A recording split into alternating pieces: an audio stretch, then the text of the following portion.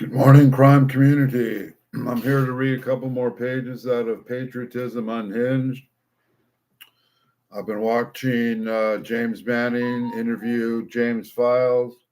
They just seem to be discussing a lot of stuff. So I'm just talking about that at another date. Right now, I'm just going to read about a couple people. Peter Tosh Anestos. There was no article to cite on number 19. I found this guy and hardly anybody ever heard of him. Peter tells in a 10-minute story about being in Greece and his father overhearing a conversation between CIA agents about killing the president. His story can be found at JFK Theories by Jim Manning on YouTube. Peter's father was in charge of U.S. military intelligence in Greece. Peter went on to party with his girlfriend, who was a nanny for the Secret Service station chief at his house. That night, they were conniving in the grass outside when two men walked out of the house, the station chief from Athens and the one from Marcus, Greece. They were talking about Mr. Big and that Mr. Big was going to assassinate the president. Three guys from Italy were sent to Athens on a ferry headed to northern Greece to meet the station chief for the CIA there. It was one of the biggest shooters. He was to train them.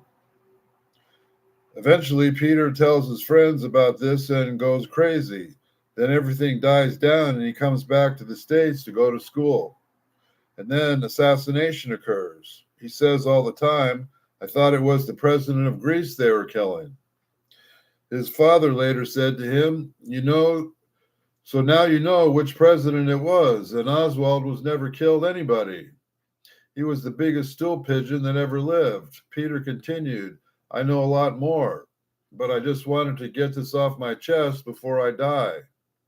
I'm pretty old now. I was around 75 when I died in 2021, but I'm glad he put it in there or on there. Number 20, William Somersett. Right-wing extremist Joseph Miltier told Miami police informant William Somersett that the murder of JFK was in the workings. At 94, British Miami Beach mayor and still active Miami-Dade senior judge Seymour Gelber, Gelber, is among the few who remember Miami police chief informant number 44, Willie Augustus Somersett. Willie was just a garrulous guy, said Gelber, who worked with Somersett while serving as the top assistant to Dade State Attorney Richard Gerstein in the 1960s. You won't find Somerset's name in the 26 volumes published by the Warren Commission. The official government investigation that concluded Lee Harvey Oswald was the Kennedys' lone assassin. Yet 13 days after the dark days in Dallas, Somersett elicited a chilling tape-recorded threat from a right-wing racist who talked of how the president would soon be shot from an office building with a high-powered rifle, and how they picked up someone within hours just to throw the public off. Extreme Joseph A. Militier of Quitman, Georgia, made the threat against Kennedy in the kitchen of Somerset's small apartment in downtown Miami. Was it dumb luck or advanced knowledge? Miltier's uncanny predictions remains unexplained to this day. In the late 1970s, the House Assassination Committee had experts analyze a photograph taken in Daley Plaza moments before the first shot of an unidentified motorcade spectator who bears a strong resemblance to Miltier.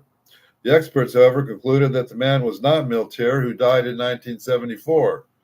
Events leading to Willie Somersett's November 9th, 1963 recorded talk with Miltier began 20 months earlier after a bomb exploded outside the home of Miami Herald editor Don Shoemaker. The city's entire detective force was assigned to the case. According to news accounts of the time, Somersett, a part-time union organizer with white-ring ties and track record of a paid FBI snitch, came forward to point the finger.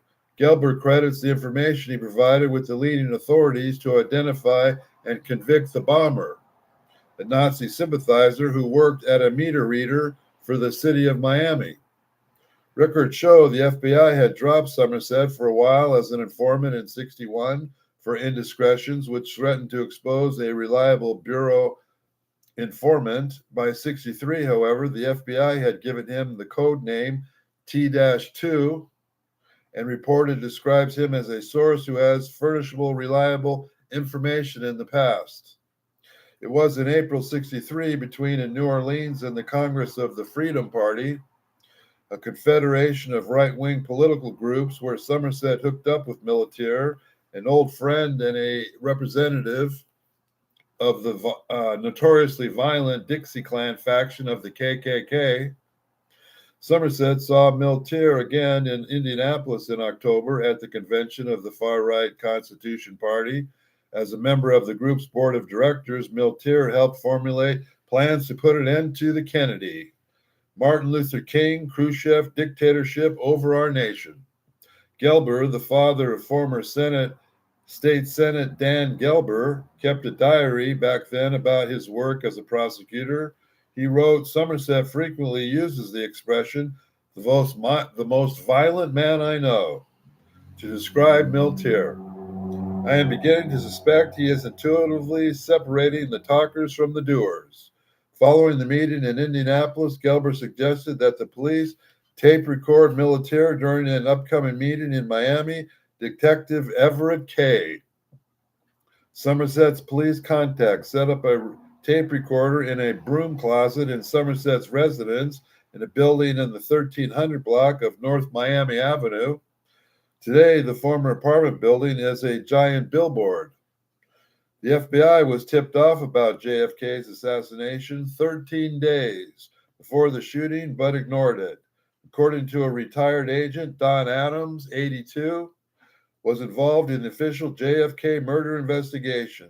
He claims the Secret Service and FBI failed to properly investigate a right-wing extremist who was recorded saying how much the president would soon be shot from an office building with a high-powered rifle, and how they'll pick somebody up within hours after just to throw the public off.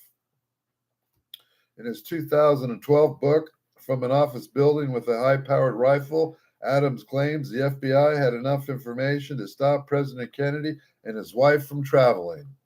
He also claimed he was only allowed to ask Militaire 5 generic questions about the shooting.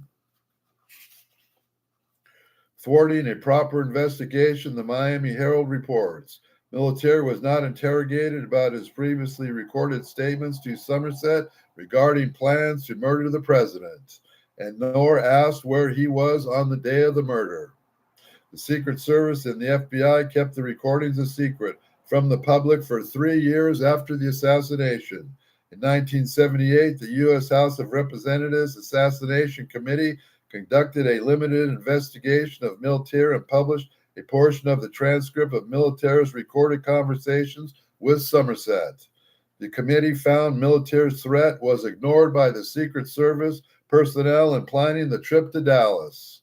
Word of Militaire's threat may even have reached President Kennedy himself.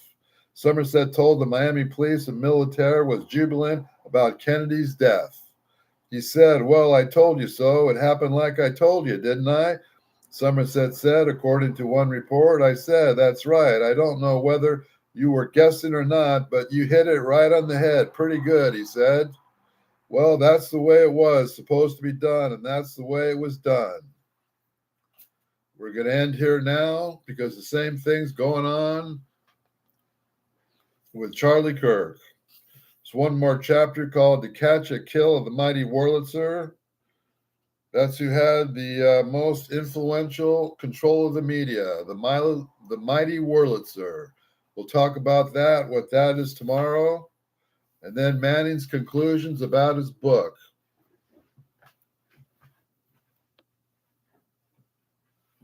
I want to say one more thing about these two books. These books go together like my memoirs and my Uncle Bob's memoirs. They can't really separate them. Patriotism, Unhinged, and Primary Target, JFK. These two guys are communicating with each other and talking to each other. And what I don't get is some crossover. Maybe I should read Robert Plumley out again. I only read him out 2 days ago. I watched an interview with these two guys. One of them asked the other one, have you ever heard of Robert Plumley? That's Mr. Files after Mr. Manning. Have you ever heard of Robert Plumley? Mr. Manning said, no, I never heard of Plumley. Well, guess what, Manning? Robert Plumley's right in your book. I read it to you 2 days ago. So I know you guys, I know what it's like when there's too many people on the ship, like in my memoirs. If I went to my memoirs right now, I wouldn't be able to figure out what I'd read or who I'd read or what I was reading about. But I can tell you one thing, in my memoirs, you're not going to talk about me being on Spahn Ranch. You're not going to talk about me being related to Marilyn Monroe. You're not going to talk about me being related to Guy McElwain, the president of Columbia Pictures. And I don't think he got his haircut from Jay Sebring either. So if anybody thinks I'm speaking any truth here or knows what's going on, please leave your questions and comments below. And I would love to get your subscription. So like and subscribe and have a nice day, because we will continue on with this.